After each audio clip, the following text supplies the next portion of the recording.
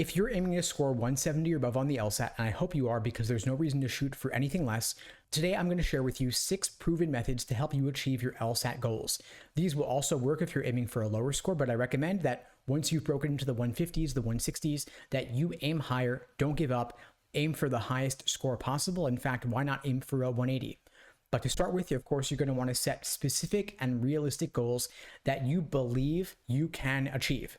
One of the biggest barriers to hitting these goals is not putting in the work, not practicing enough, hitting plateaus, and giving up. A lot of students see the LSAT as an obstacle, not as an opportunity. They think it's dumb, it doesn't test anything, but there's nothing worse than believing you can't get there because you think there's some stupid barrier standing in the way of you achieving your law school dreams. Instead, I recommend that you take the LSAT and you view it as an opportunity to learn something new, and that you take it as a chance to develop the skills that are going to help you succeed in law school and beyond.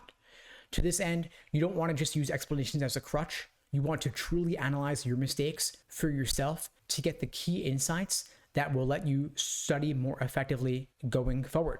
Aim to understand everything, see the exam from the test maker's perspective, and aim for a 180 because, of course, there's no reason to shoot for anything less than that. So the problem with when students aim for only a 160 and they do only 3 passages or only 3 games is that it sets a ceiling on how high you can score.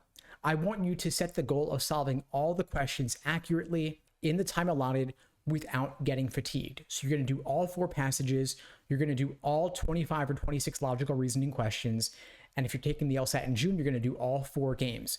Take the approach of divide and conquer with regard to those 15 different types of logical reasoning questions. You do the easiest types up to the more difficult. So you start off with necessary assumption, inference, and flaw, and move up from there. You can also set mini goals. For example, you look at accuracy, pacing, and endurance as the 3 main phases of LSAT prep of your LSAT study plan. And so you start with accuracy. Can I understand the argument and the passage? Can I understand the question stem? Can I understand the answer choices? Specifically, what makes the wrong answer choices tempting and what ultimately makes them wrong? What makes the right answers unappealing and what ultimately makes them right? More on this when I talk about the Socratic review method a little bit later. For the pacing phase here, you want to, of course, aim to complete all 4 games, all 4 passages, all of the logical reasoning questions, and finish this section with time to spare.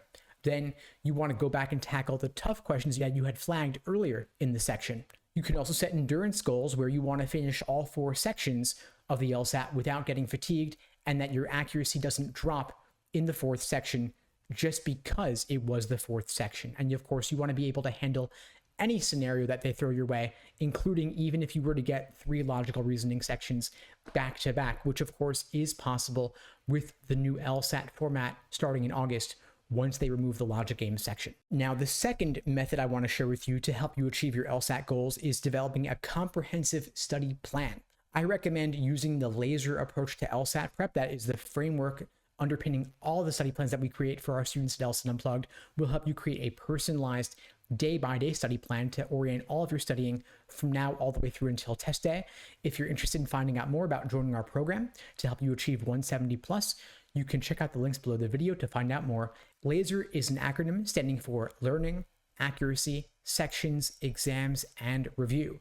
Basically, you're building that foundation first before moving on to timed sections, and then of course you're pulling it all together with full-length timed practice tests, but you are not neglecting review, which is where the Socratic review method comes in, which again, I will share more on in just a little bit. The third proven method here is to identify and target your weaknesses. So when you are reviewing LSAT questions, you want to make sure that you are understanding what led you to get the question wrong, what is the lesson learned from having gotten that question wrong, so that you can extract that key insight, log it in your mistake journal, so that you will never make the same mistake again. You will identify which specific concepts you were missing, what was off about your habits so that you can course correct going forward. The fourth proven method I want to share with you is simulating real test day conditions.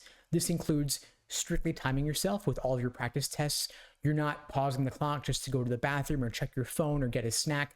You are strictly timing yourself with the exact same timing that you're going to have on LSAT test day.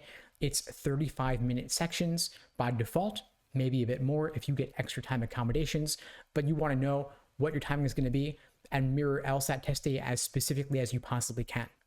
The fifth proven method here is to review and learn from your mistakes. And this is where the Socratic review method comes in.